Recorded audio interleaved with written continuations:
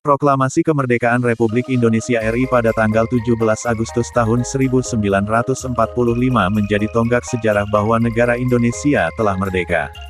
Sebelum pembacaan teks proklamasi dilakukan, banyak peristiwa yang terjadi mulai dari perumusan naskah, penentuan tempat proklamasi dan peristiwa penting lainnya.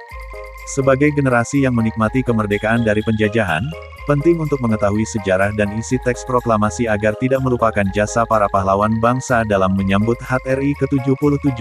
Mengingat sejarah proklamasi, kemerdekaan adalah penting bagi seluruh rakyat Indonesia. Melansir dari situs resmi Kementerian Pendidikan dan Kebudayaan, proklamasi kemerdekaan dimulai ketika Sekutu menjatuhkan bom atom di kota Hiroshima pada tanggal 6 Agustus tahun 1945, disusul dengan dijatuhkannya bom atom di Nagasaki pada tanggal 9 Agustus tahun 1945. Peristiwa ini mengakibatkan kekalahan Jepang dalam Perang Asia Timur Raya. Hal ini membuat Jepang menyerah tanpa syarat kepada Sekutu pada tanggal 14 Agustus tahun 1945. Kelompok muda yang terdiri dari Sukarni, Wikana, Khairul Saleh, Yusuf Kunto, dan lain-lain mendengar berita tentang kejadian itu melalui siaran radio BBC Inggris. Kemudian, mereka mendesak Soekarno untuk mengadakan proklamasi kemerdekaan untuk memanfaatkan situasi.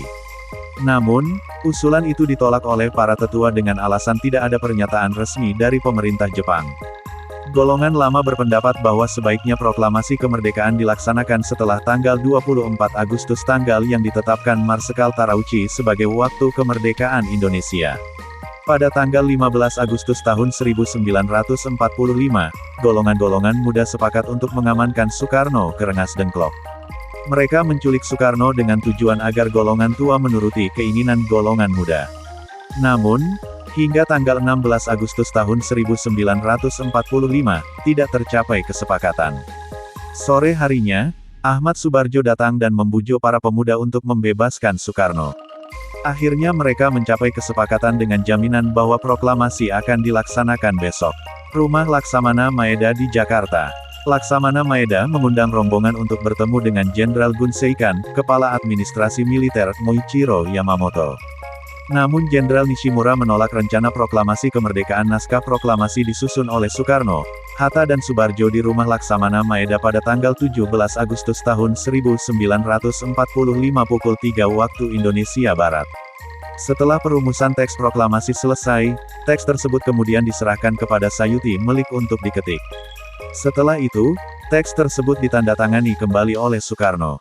Pembacaan teks proklamasi dilakukan pada tanggal 17 Agustus tahun 1945, pukul 10 waktu Indonesia Barat, di Jalan Pegangsaan Timur nomor 56 Proklamasi nomor 6, Jakarta Pusat.